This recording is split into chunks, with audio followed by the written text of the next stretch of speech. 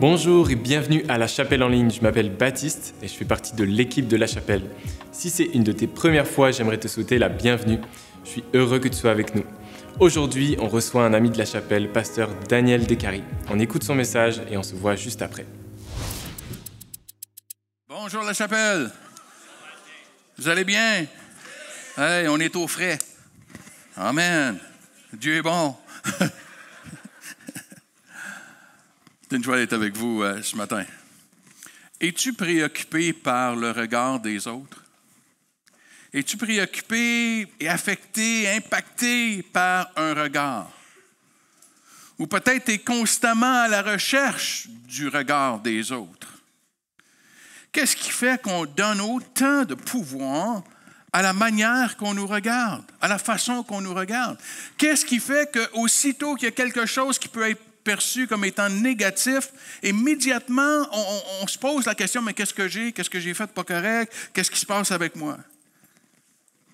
Et c'est immédiatement avec moi que je me pose la question, pas avec l'autre, dans la manière que l'autre me regardait. Es-tu sensible au regard des autres? Et d'essayer de comprendre, mais d'où ça vient, cette sensibilité-là. Tu vois, quand on est enfant, quand on a un enfant d'1 an, 1 an et demi, on joue à coucou. Est-ce qu'il y en a qui ont déjà joué à coucou avec un enfant d'1 an et demi? Attache ta tuque, hein, parce que tu peux jouer longtemps, là. Coucou, coucou, puis l'enfant, ah! Hein, tu peux aller sur YouTube si tu ne l'as jamais fait, va voir, tu vas voir. Et qu'est-ce qui arrive, c'est qu'on a compris que l'enfant, quand il ne te voit pas, tu n'existes pas. Quand tu réapparais, pouf, tu existes. C'est Genèse chapitre 1 à tous les fois, là. Il n'y avait rien et pouf, cela a été. C'est énorme. Et c'est pour ça que la réaction est si forte à toutes les fois. Parce que quand il ne te voit pas, tu n'existes pas. Mais on s'est rendu compte que ça allait une étape de plus. C'est que quand l'enfant ne te voit pas, tu n'existes pas. Quand tu réapparais, tu existes. Mais quand l'enfant voit dans tes yeux que tu le regardes, l'enfant se dit « Wow, j'existe ». Parce que l'enfant, à cet âge-là, est incapable de se projeter qu'il existe. Il n'existe que dans le regard de l'autre. Moi, j'ai fait des tests parce que moi, je voulais être sûr de ce que je suis en train de vous dire. Fait que j'ai fait quantité de tests avec des enfants. Je ne le dis pas aux parents, c'est pas grave, ils ne savent pas. Mais je fais des expériences psychologiques, ces enfants. Puis là, on joue à coucou avec eux autres. Hein? Là, on fait coucou, ah! Là, tu te recaches. Coucou, ah! Tu essayeras, et là, après, je reste devant, puis je fais juste cacher mes yeux, puis là, je fais coucou, puis tu as la même réaction. Pourquoi? Parce que quand tu ne me regardes pas, je n'existe pas quand je vois tes yeux. Ça devient tellement un rush, là, OK? Que tu vas voir quand ils ont rendu 2 ans, 2 ans et demi, c'est eux autres qui le font. Ils se mettent devant toi, puis ils se cachent, c'est eux autres qui se cachent les yeux. Ils deviennent accros à cette roche-là. Wow, j'existe. J'existe. Réalises-tu le pouvoir qu'on a sur un enfant? Quand tu le regardes, il existe. Son existence en dépend. Et si le regard est négatif, si le regard est dur, si le regard est négatif, l'enfant se dit « Wow, il doit y avoir quelque chose de vraiment défectueux en moi. As-tu vu le regard que j'ai produit? » Parce que l'enfant est incapable de dire que c'est ses parents qui ne l'ont pas. L'enfant n'est pas capable de faire ça. Alors l'enfant se dit « As-tu vu le regard que j'ai provoqué? » C'est pire encore quand il n'y en a pas de regard, quand le regard est absent. L'enfant est pris dans une situation de non-existence. Il flotte, puis il n'est pas là. C'est souvent les âges, 1 an et demi, 2 ans, que les enfants vont faire des crises quand tu les couches le soir. Pourquoi il n'y a plus personne qui les regarde? Et là, ils tombent dans le néant. Un petit truc, c'est que tu achètes un toutou avec des grands yeux. Et tu vas voir, la majorité des toutous, la majorité des émissions, la majorité des choses qui sont faites pour des enfants, regarde les petits bonhommes, peu importe, ils ont souvent quoi? Des grands yeux qui regardent l'enfant. Et quand tu n'as pas le regard, tu tombes dans le néant. C'est ce qui explique pourquoi certains enfants ont des comportements très, très, très agressifs, très, très, très dérangeants. Tu dis, ils cherchent de l'attention. Non, ils cherchent un regard. Même si le regard est colérique, même si le regard est méchant, même si le regard est frustré, même si le regard... Il y a un regard, il y a quelqu'un qui me regarde. J'existe. Et trop souvent, qu'est-ce qu'on va faire? On va mettre toute notre attention sur l'enfant. L'enfant a un problème. Non, il est à la quête d'un regard. Est-ce qu'il y a quelqu'un qui va me regarder? Quand j'ai grandi avec un regard qui est dur, un regard qui est colérique, un regard de jugement, j'internalise ce message. Je suis défectueux. Il y a quelque chose qui est fondamentalement méchant en moi, qui n'a pas de valeur, qui n'est pas digne d'être aimé. Et c'est là que je tombe dans la honte. La honte, c'est que je suis une erreur. Ce n'est pas que j'ai fait une erreur, ça c'est la culpabilité, mais la honte, je suis une erreur. Et dans toute cette souffrance, je cherche à tout prix à trouver des regards qui vont soulager mon mal intérieur.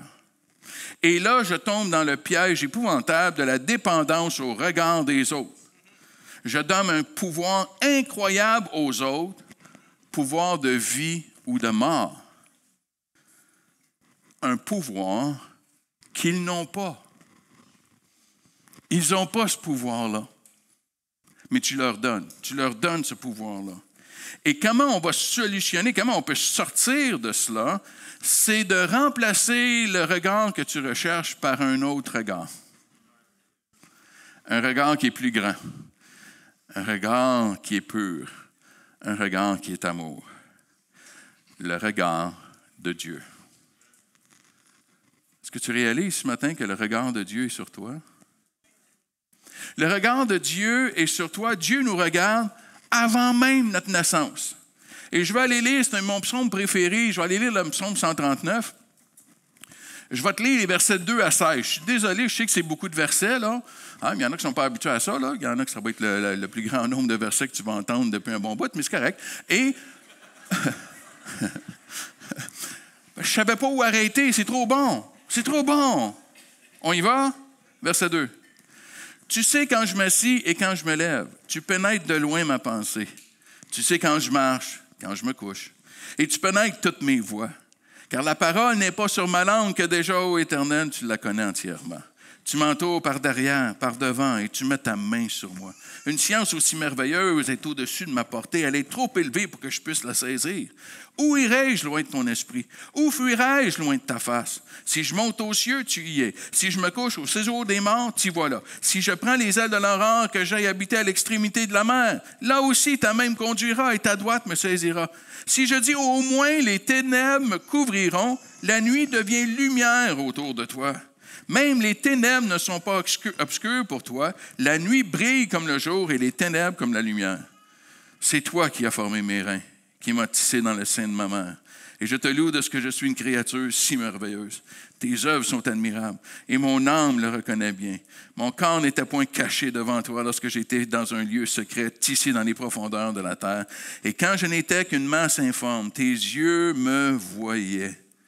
Et sur ton livre étaient tous inscrits les jours qui m'étaient destinés avant qu'aucun d'eux existât. Avant même que tu sois au monde, le regard de Dieu était sur toi.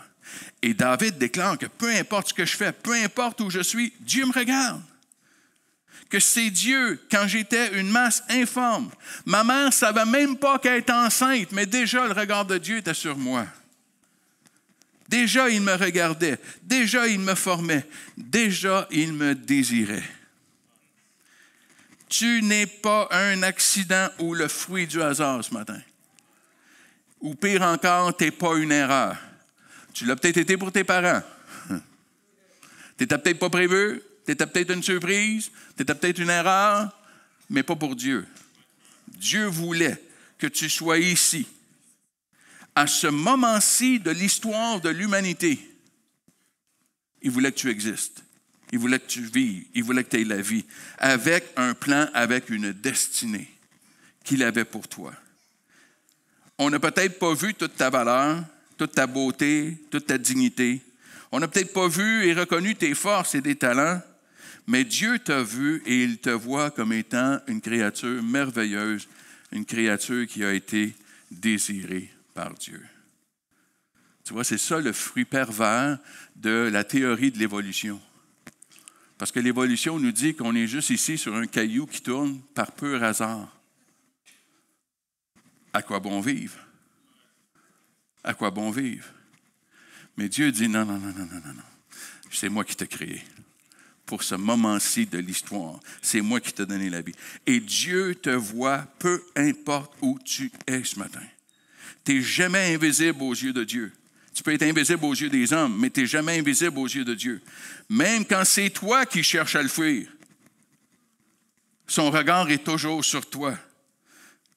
Même quand tu es dans les ténèbres, que tu choisis les ténèbres, que tu vas aller dans les ténèbres, le regard...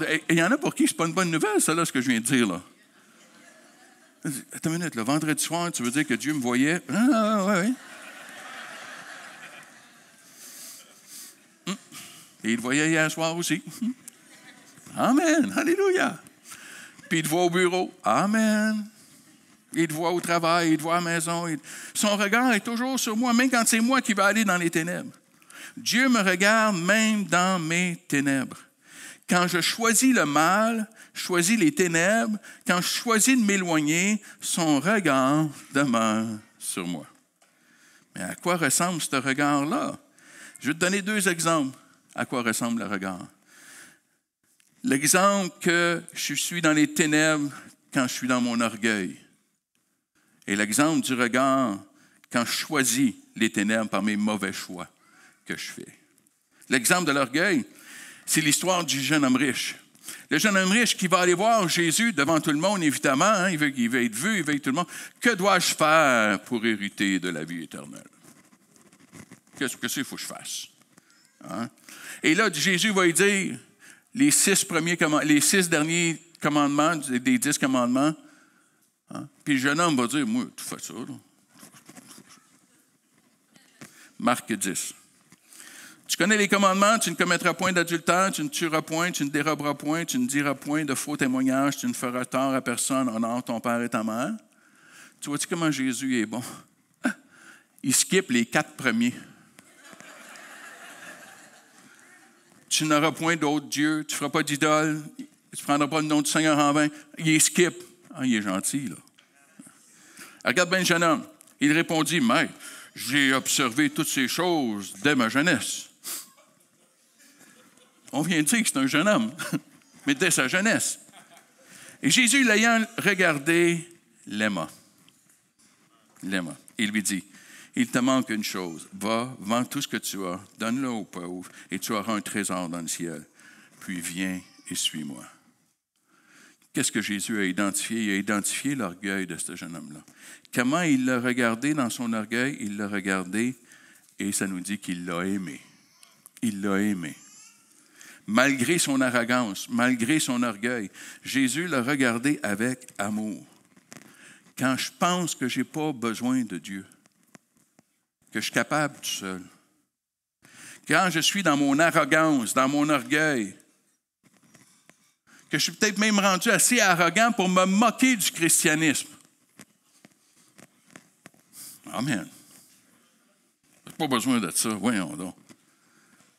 Jésus nous regarde avec amour. Même ceux qui se moquent, même ceux qui attaquent. Notre réponse, ce n'est pas de contre-attaquer. Notre réponse, c'est d'aimer. Parce que Jésus regarde ces gens-là et il les aime. Il les aime. Quand je me compare aux autres et que je me trouve meilleur, je sais que vous ne faites pas ça, vous êtes tous du bon monde ici, là. Mais tu as l'impression que tu n'es pas aussi tout croche que l'autre. C'est sûr que je suis sauvé, je suis un bon chrétien. Quand je pense que je mérite à cause de mes œuvres, de tout ce que j'ai fait, Jésus m'offre un regard d'amour. Il me regarde et il m'aime. Il m'aime. Oui, il résiste à l'orgueilleux puis il fait grâce aux humbles. Ouais.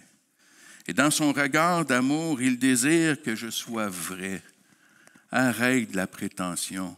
Arrête de prétendre que tu n'as pas besoin de moi. Arrête de prétendre que tu es capable tout seul. Toute ton être, toute ton âme crie.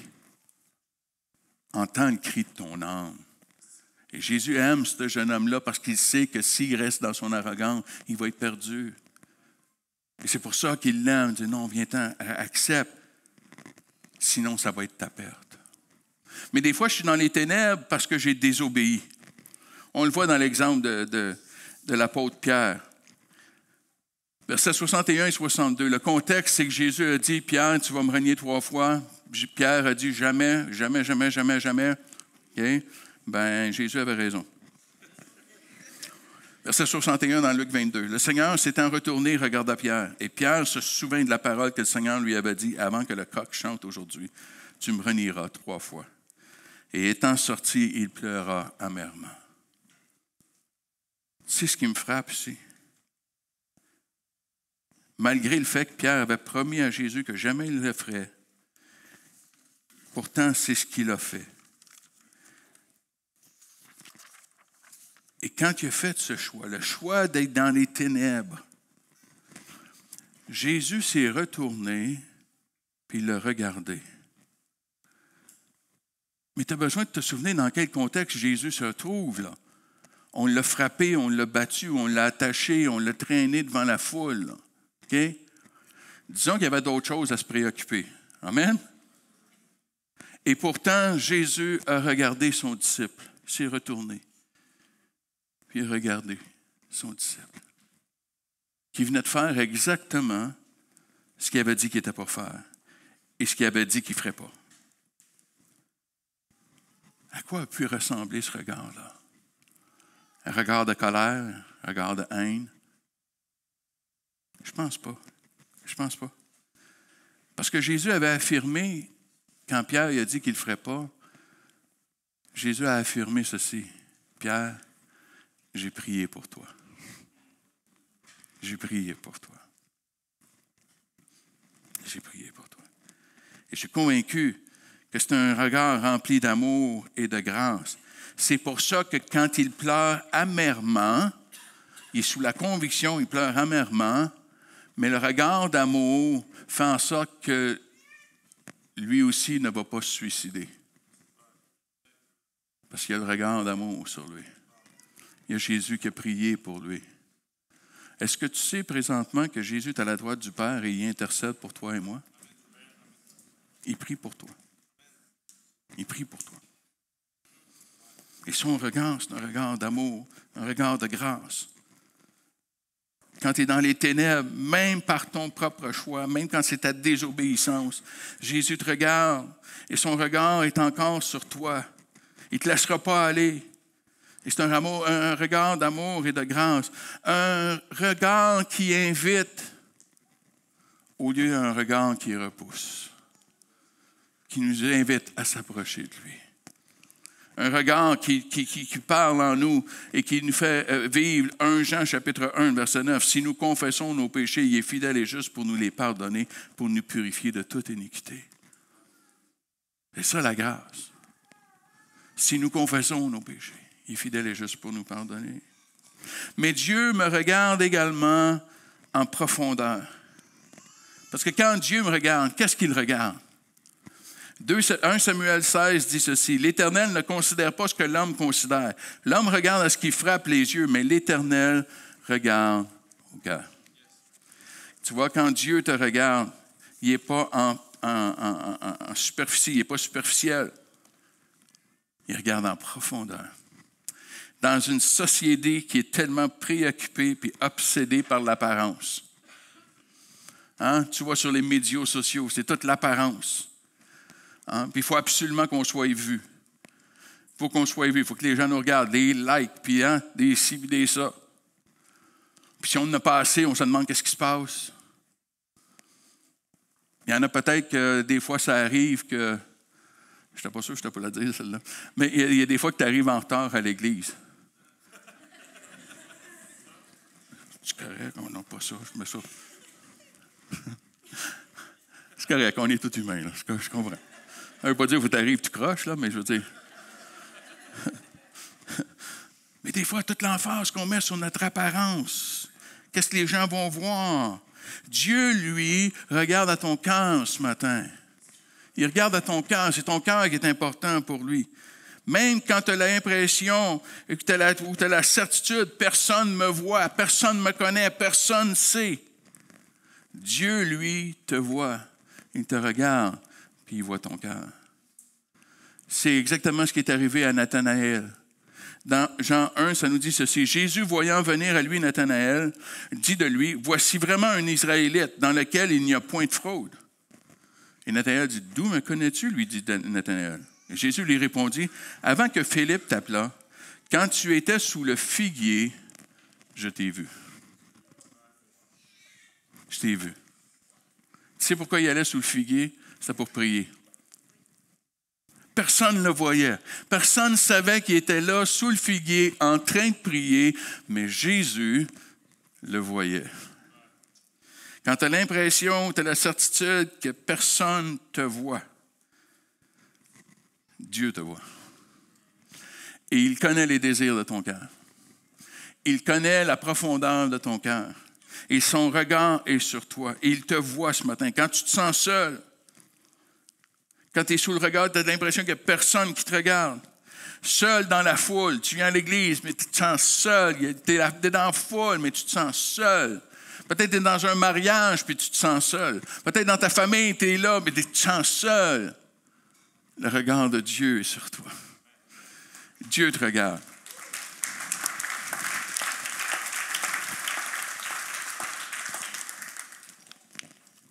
Parce que Dieu voit ce que les hommes ne voient pas.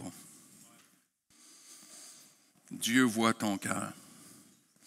Dieu voit les désirs de ton cœur. Ne t'arrête pas aux impossibilités, parce qu'avec Dieu, tout est possible. Mais Dieu désire ton cœur. Dieu voit ton cœur. Et non seulement est-ce qu'il nous regarde en profondeur, mais il nous regarde dans notre devenir. C'est-à-dire que Dieu te voit tel que tu es, mais il te voit comme tu vas devenir. Il n'est pas arrêté par ce que tu es, il te voit dans ce que tu vas devenir. Tu vois, c'était l'exemple de Pierre, encore une fois, et de son frère André. Quand ça dit en Matthieu 4, « Comme il marchait le long de la mer de Galilée, il vit deux frères, Simon, appelé Pierre, et André, son frère, qui jetaient un filet dans la mer, car ils étaient pêcheurs. Et il leur dit, « Suivez-moi, et je vous ferai pêcheurs d'hommes. » Attends une minute. Les deux gars, là, okay, c'est les deux frères. Puis ils travaillent pour l'entreprise familiale. Puis c'est des pêcheurs. Ils ramassent du poisson, puis ils vendent du poisson, puis ils mangent du poisson, puis c'est leur carrière. C'est ça qu'ils sont. Et dans cette société-là, des pêcheurs, ben, des fois, c'est pas le. On n'est pas dans les grands gestelons, là. Et Jésus les regarde, puis il dit, non, moi, je vais faire de vous des pêcheurs d'hommes. Tu vois, Jésus les regarde pas comme ils sont, mais il les regarde comme ils vont devenir. Dieu ne te regarde pas comme tu es aujourd'hui. Il te regarde comme tu vas devenir en lui. C'est pour ça qu'il croit en nous. Moi, ça m'a frappé quand j'ai eu une réalisation à un moment donné que je croyais en Jésus. Mais ce qui m'a bouleversé et qui m'a renversé, c'est quand j'ai réalisé que Jésus croyait en moi. Attends une minute, là, tu crois en moi? Oui, je t'ai conféré les clés du royaume. Je crois en vous. Je crois en vous. Tu vois, Jésus te regarde comme un sac de semences. Ça va?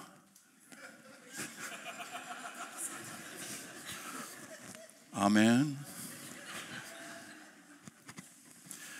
Moi, là, s'il y a une affaire que j'aime, là, les tomates beefsteak, les grosses, là, hein? Puis, une tranche, t'as une sandwich, là, hein? Pain blanc, toasté un petit peu, mayo, bacon, tomate. Oh!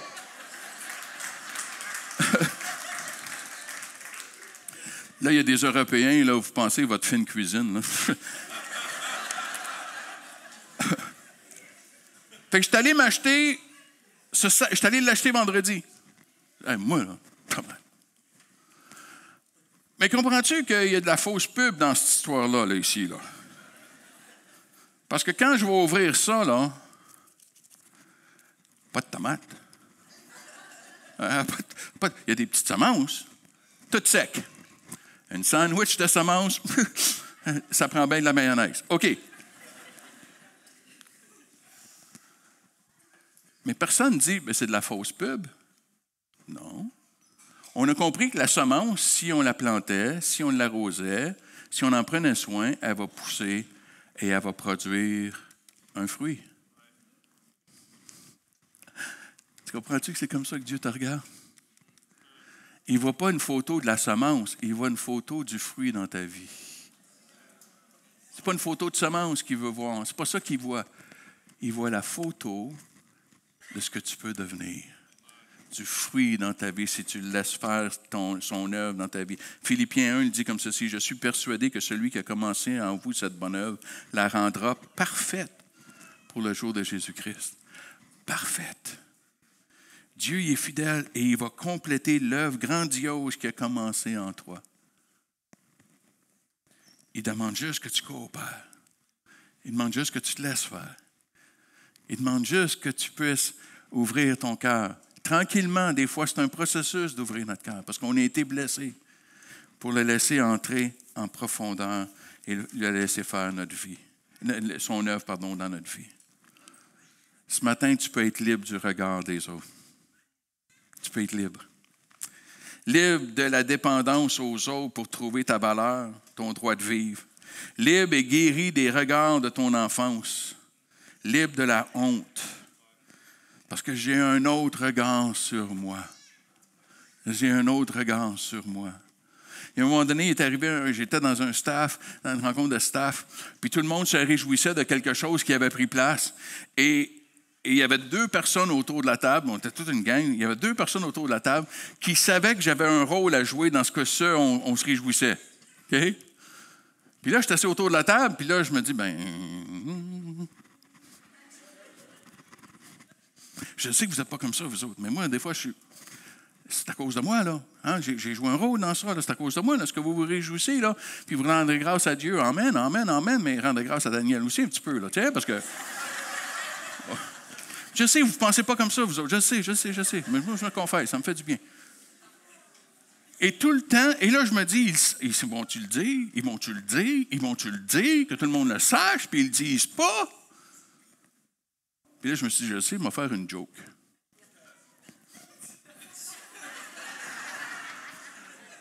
Et je vais attirer le regard sur moi. Puis j'étais autour de la table, puis j'étais dans la prière, puis je disais, Seigneur. Et j'ai juste senti le Seigneur me dire ceci. Je le sais, Daniel. Moi, je le sais. Je l'ai vu. Plus besoin du regard des autres. Il n'en a plus besoin. Parce que Jésus, j'avais son regard. Jésus l'a vu. J'ai son regard. Tu peux être libre des regards des autres autour de toi. Quand des fois tu vis du rejet ou tu vis des critiques ou de la moquerie. Tu dis non, moi, c'est parce qu'il y a un regard qui est plus grand que le tien, qui est sur moi. Et ce regard-là m'a donné le droit de vivre.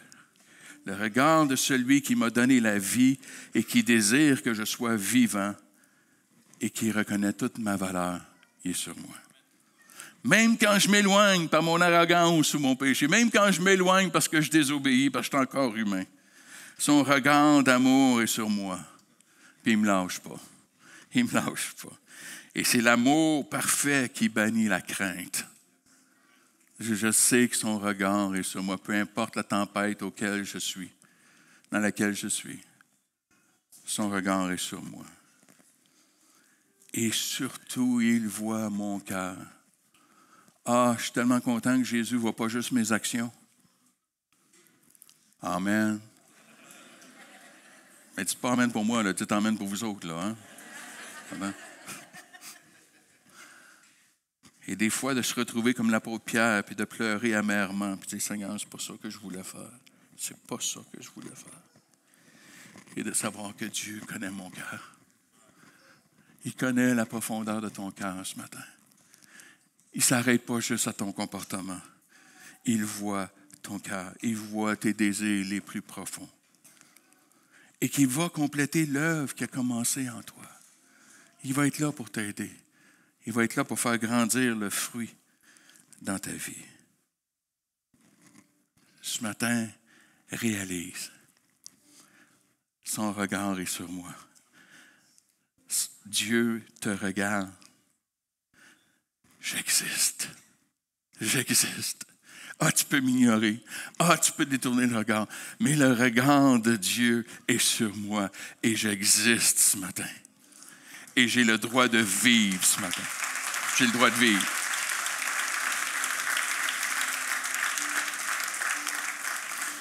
Est-ce qu'on peut courber nos têtes ensemble?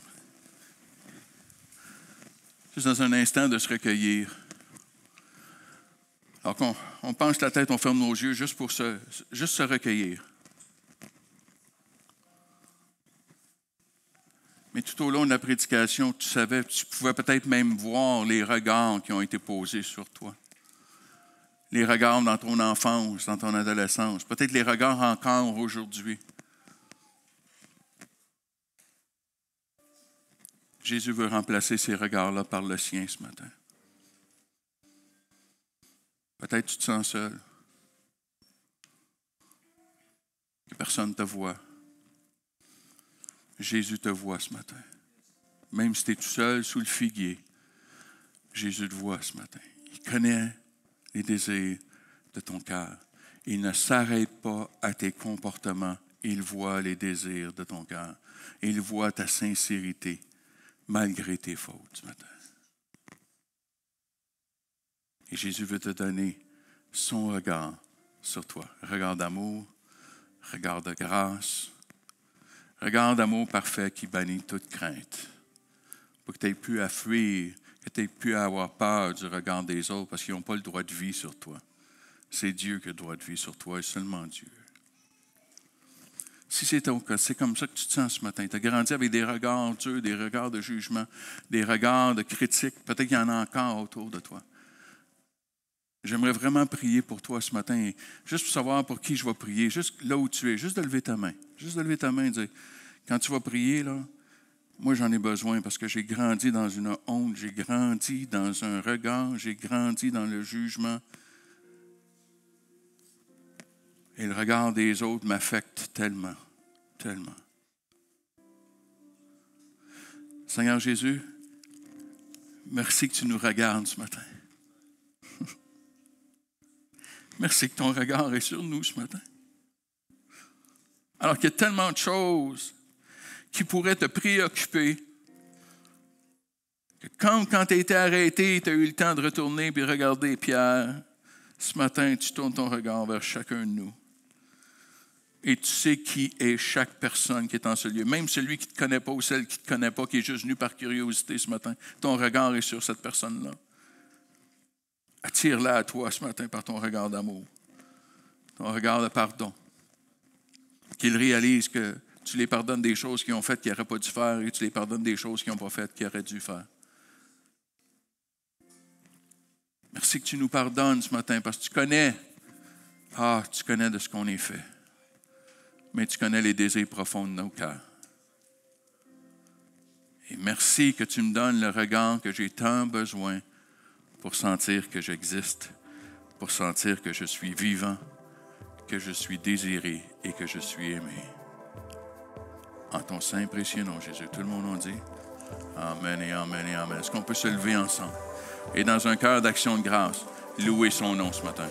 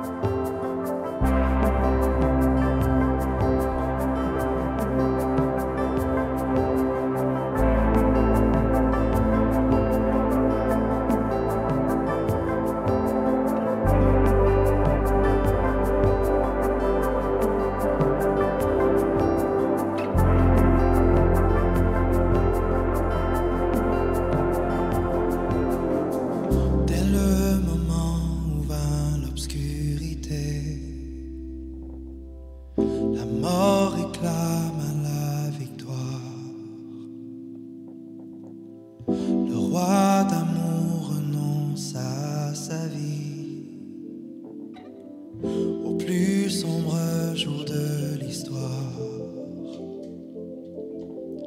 Sur une croix bâtie pour les pécheurs,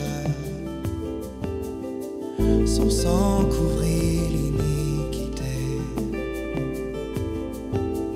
Un dernier souffle et tout fut terminé, mais d'une manière inachevée,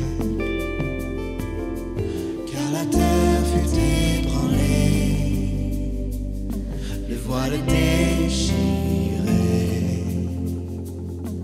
Quel est donc ce sacrifice pour que les cieux rugissent?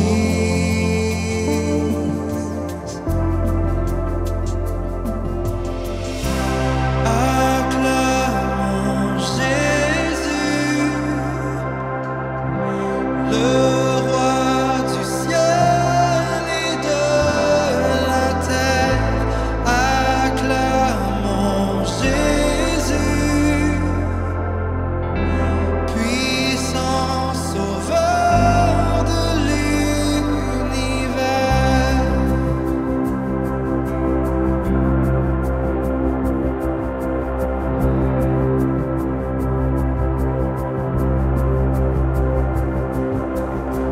Dès le moment où s'éclaircit le ciel, dans un grand éclat de lumière, avant la nuit traversant l'infini,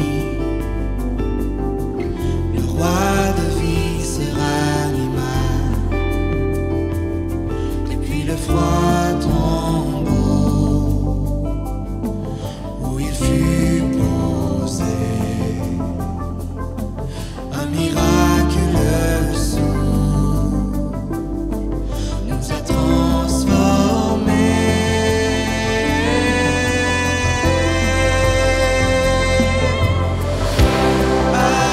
Acclamons Jésus, le roi du ciel et de la terre. Acclamons Jésus, puissant sauveur de l'univers.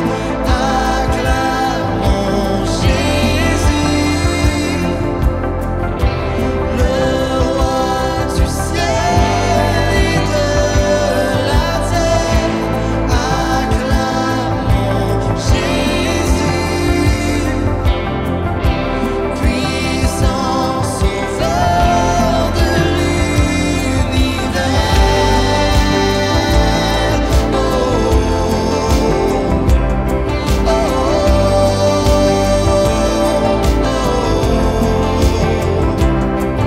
Que tout genou fléchisse devant le roi des rois, que toute bouche confesse qu'il est Seigneur. Levons nos voix avec les anges des cieux, chantons gloire,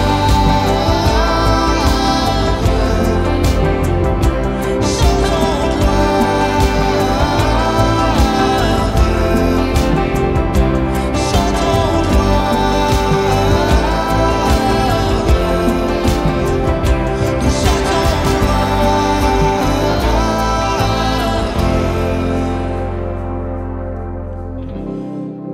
acclamons Jésus, le roi du ciel et de la terre. Acclamons Jésus, puissant sauveur de l'univers.